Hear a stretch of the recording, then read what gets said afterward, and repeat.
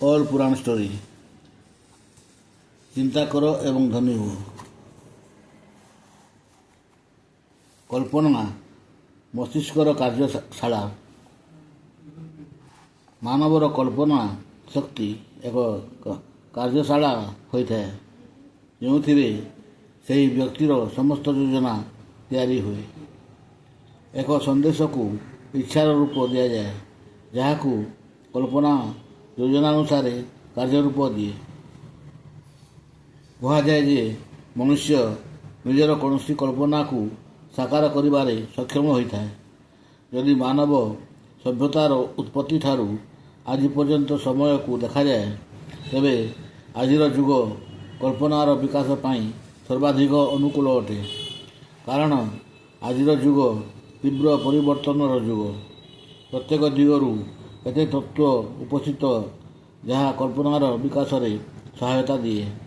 ଏହି କଳ୍ପନା ଶକ୍ତି ସହିତ ମାନବ ସଭ୍ୟତାକୁ ପ୍ରାକୃତିକ ବଳକୁ ଯେଉଁପରି ବିଗତ 50 ବର୍ଷରେ ପ୍ରୟୋଗ କଲା, ଏପରି ପ୍ରଥମେ କେବେ କରାଯାଇ ନାହିଁ। ସେମାନେ ପବନରେ ଉଡ଼ି କ୍ଷଣକ ମଧ୍ୟରେ ଦୁନିଆର ଯେକୌଣସି ସ୍ଥାନ ସହ ସମ୍ପର୍କ ଯୋଡ଼ି ପାରୁଛି। ମଣିଷକୁ ଏବେ ଜଣା ଯେ କୋଟି କୋଟି ଦୂରରେ ଥିବା ସୂର୍ଯ୍ୟର ଓଜନ କେତେ। ତା'ର ମସ୍ତିଷ୍କ ଏକ ଟ୍ରାନ୍ସମିଟର ଏବଂ ରିସିଭିଂ ଷ୍ଟେସନ ଅଟେ, ଯେଉଁଥିରେ ବିଚାରର ସଞ୍ଚାର ହେଉଥାଏ। ଏହାର ବିଶେଷ ପ୍ରୟୋଗକୁ ସେ ବ୍ୟବହାରିକ ରୂପେ ପରିବର୍ତ୍ତିତ କରିବା ପାଇଁ ଚେଷ୍ଟାରତ ଅଟେ। ଏବେ ତୀବ୍ର ଗତିରେ ଚାଲିବା ତାକୁ ଆସିଲାଣି। ଆଜିର ମଣିଷ ଏକ ମହାଦ୍ୱୀପରେ ଜଳଖିଆ କରି ଅନ୍ୟ ମହାଦ୍ୱୀପରେ ଲଞ୍ଚ ଗ୍ରହଣ କରିବାକୁ ସକ୍ଷମ ହୋଇଗଲାଣି। ମାତ୍ର ମାନବର ତିର୍ଯ୍ୟକ ରୂପର ସୀମା ତା'ର କଳ୍ପନାରେ ହିଁ ସୃଷ୍ଟି ହୁଏ। ବର୍ତ୍ତମାନ ଏହା ପ୍ରୟୋଗର ଶିଖର ପର୍ଯ୍ୟନ୍ତ ପହଞ୍ଚି ପାରିନାହିଁ। ନିଜର କଳ୍ପନା ଶକ୍ତିର ବିକାଶ ପାଇଁ ସେ ପ୍ରଥମ ସ୍ତରରେ ଅଛି। କଳ୍ପନାର ଦୁଇ ପ୍ରକାର। କଳ୍ପନା ଦୁଇ ପ୍ରକାରର ହୋଇଥାଏ: ସିନ୍ଥେଟିକ୍ ଇମାଜିନେସନ୍ ବା ସଂଶ୍ଳେଷିତ କଳ୍ପନା ଏବଂ କ୍ରିଏଟିଭ୍ ଇମାଜିନେସନ୍ ବା ରଚନାତ୍ମକ କଳ୍ପନା। ସଂଶ୍ଳେଷିତ କଳ୍ପନା। ଏହି କଳ୍ପନାରେ ବ୍ୟକ୍ତି ନିଜର ପୁରୁଣା ଧାରଣା, ବିଚାର ଏବଂ ଯୋଜନାକୁ ନବ ସମନ୍ୱୟରେ ପକାଏ। ଏହି କଳ୍ପନା ଶକ୍ତି କୌଣସି ରଚନା ନୁହେଁ, ଏହା ତ କେବଳ ଅନୁଭବ, ଶିକ୍ଷା, ଅବଲୋକନ। ଯାହା ତାକୁ ମିଳେ ତାହାରି ଅନୁସାର କାର୍ଯ୍ୟ କରେ। ତାହାର ପ୍ରୟୋଗ ଅଧିକତର ଅନ୍ୱେଷକ ହିଁ କରେ, ଯାହା ତା'ର ରଚନାତ୍ମକ କଳ୍ପନାରେ ସେତେବେଳେ କାମ ନିଏ, ଯେତେବେଳେ ସଂଶ୍ଳେଷିତ କଳ୍ପନା ତା'ର ସମସ୍ୟାର ସମାଧାନ କରିପାରେ ନାହିଁ। ରଚନାତ୍ମକ କଳ୍ପନା। ଏହି ବିଶିଷ୍ଟ ବିଭାଗ ଦ୍ୱାରା ମାନବର ସୀମିତ ମସ୍ତିଷ୍କ ଅସୀମିତ ମେଧା ଦ୍ୱାରା ସିଧା ସମ୍ପ୍ରେଷଣ ସ୍ଥାପନ କରିପାରେ। ଏହା ସେହି କ୍ଷେତ୍ର ଅଟେ ଯେଉଁଥିରେ ପ୍ରେରଣା ଏବଂ ଦିବ୍ୟ ଭାବାବେଶ ଚମକି ଉଠେ ଏବଂ ନୂତନ ବିଚାର ମାନବକୁ ପ୍ରାପ୍ତ ହୁଏ। ଏହି କଳ୍ପନା କ୍ଷେତ୍ରରେ ଅନାର ମସ୍ତିଷ୍କରେ କମ୍ପନ ବି ପ୍ରାପ୍ତ କରାଯାଇପାରେ ଏବଂ ଏହାରି ଜରିଆରେ ଅନ୍ୟ ମସ୍ତିଷ୍କର ଅବଚେତନ ଭାଗରେ ବି ସମ୍ପର୍କ ସ୍ଥାପିତ ହୁଏ। ପୂର୍ବ ପୃଷ୍ଠାରେ ଏହି କଳ୍ପନା ଶକ୍ତିର କାର୍ଯ୍ୟଶୈଳୀର ଉଦାହରଣ ଦିଆଯାଇଛି। ଏହି କ୍ଷେତ୍ର ସେତିକି ବେଳେ କାର୍ଯ୍ୟରତ ହୁଏ ଯେତେବେଳେ ଚେତନ ମସ୍ତିଷ୍କ ଅଧିକ ତେଜରେ କାର୍ଯ୍ୟରତ ରୁହେ। ଉଦାହରଣ ସ୍ୱରୂପ, ଯେତେବେଳେ ମସ୍ତିଷ୍କ କୌଣସି ଶକ୍ତିଶାଳୀ ଭାବ ବା ଇଚ୍ଛାରେ ଅଭିଭୂତ ହୋଇଯାଏ, ଏହି ଭାଗ ନିଜର ନିରନ୍ତର ପ୍ରୟୋଗ କରିବା ଦ୍ୱାରା ଅଧିକ କାର୍ଯ୍ୟଶାଳା ରହିପାରେ। ଏହି କଥନ ଉପରେ ଅଧିକ ଧ୍ୟାନ ଦେବା ଉଚିତ। ଏହା ଉପରେ ବିଚାର କରି ଆଗକୁ ବଢ଼ନ୍ତୁ। ଏହି ସିଦ୍ଧାନ୍ତକୁ ବୁଝି ଏହା ମସ୍ତିଷ୍କରେ ରଖନ୍ତୁ। ଯେକୌଣସି ଇଚ୍ଛା ଧନ ସମ୍ପଦରେ ବଦଳିପାରେ। ଏହା କେବଳ ଗୋଟିଏ ବାକ୍ୟରେ ବୁଝାଇ ଦିଆଯାଇ ନପାରେ। ଏ କାହାଣୀ ସେତିକି ବେଳେ ପୂର୍ଣ୍ଣ ହୁଏ ଯେତେବେଳେ ତାହାକୁ ଠିକ୍ ବୁଝି କାର୍ଯ୍ୟ ହାସଲ କରାଯାଏ, ନିଜ ବିଚାରରେ ଫେଣ୍ଟି ଦିଆଯାଏ ଏବଂ ତା ଉପରେ କାର୍ଯ୍ୟ କରାଯାଏ। ସଂସାରର ମହାନ ବେପାରୀ, ଉଦ୍ୟୋଗପତି, କଳାକାର, ସଙ୍ଗୀତକାର, କବି ଓ ଲେଖକ ଏଥିପାଇଁ ମହାନ ହୋଇପାରନ୍ତି, କାରଣ ସେମାନେ ନିଜର ରଚନାତ୍ମକ କଳ୍ପନାକୁ ପୂର୍ଣ୍ଣ ରୂପେ ବିକଶିତ କରି ନେଇଛନ୍ତି। ଦୁଇ ପ୍ରକାର କଳ୍ପନାର ଇଚ୍ଛା ବିକଶିତ ହୁଏ, ଯଥା ଶରୀରର କୌଣସି ଅବୟବର ଅଧିକ ପ୍ରୟୋଗ ତାକୁ ପ୍ରକୃତର ଦୃଢ଼ତର କରାଏ।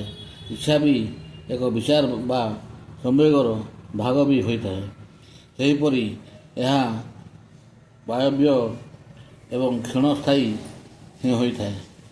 ଯଦି ଅମୂର୍ତ୍ତ ରହେ ତେବେ ତାହାର କୌଣସି ମୂଲ୍ୟ ନାହିଁ, ଯେପର୍ଯ୍ୟନ୍ତ ଏହା ନିଜର ମୂର୍ତ୍ତ ରୂପକୁ ଅକ୍ତିଆର ନ କରିଛି। ଯଦ୍ୟପି ସଂଶ୍ଳେଷିତ କଳ୍ପନା ପ୍ରାୟ ପ୍ରୟୋଗ ହେଉଥିବ, ମାତ୍ର ଏହା ଖିଆଲ ରହେ। ଏପରି କେତେକ ଅବସର ଆସିବ ଯେତେବେଳେ ଆପଣଙ୍କ ରଚନାତ୍ମକ କଳ୍ପନାକୁ ବି ଜଣାଇବାକୁ ପଡ଼ିପାରେ। ସ୍ମରଣ ରଖନ୍ତୁ, ଯଦି କଳ୍ପନା ଶକ୍ତିର ପ୍ରୟୋଗ ଦୀର୍ଘ ସମୟ ପର୍ଯ୍ୟନ୍ତ କରାନଯାଏ ତେବେ ଏହା କ୍ଷୀଣ ହୋଇଯାଏ। କେବଳ ପ୍ରୟୋଗ ଦ୍ୱାରା ହିଁ ଏଥିରେ ଜୀବନ ଆସେ, କିନ୍ତୁ ପ୍ରୟୋଗ ନ କରାଗଲେ ମଧ୍ୟ କଳ୍ପନା କେବେ ବି ମରିପାରେ ନାହିଁ। ସର୍ବପ୍ରଥମେ ଆପଣଙ୍କ ଧ୍ୟାନ ସଂଶ୍ଳେଷିତ କଳ୍ପନା ଉପରେ କେନ୍ଦ୍ରିତ କରନ୍ତୁ, କାରଣ ନିଜର ଇଚ୍ଛାକୁ ମୂର୍ତ୍ତ ରୂପ ଦେବା ଦ୍ୱାରା ତା'ର ବ୍ୟବହାର ଅଧିକ ହେବ। ଏକ ଅମୂର୍ତ୍ତ ଇଚ୍ଛାକୁ ଦୃଢ଼ ଉପଲବ୍ଧି ଧନକୁ ବଦଳାଇବା ପାଇଁ କେତେକ ଯୋଜନାର ଆବଶ୍ୟକତା ପଡ଼ିବ, ଯାହା ଆପଣ ନିଜର କଳ୍ପନାଶୀଳତା ଦ୍ୱାରା କରିବେ।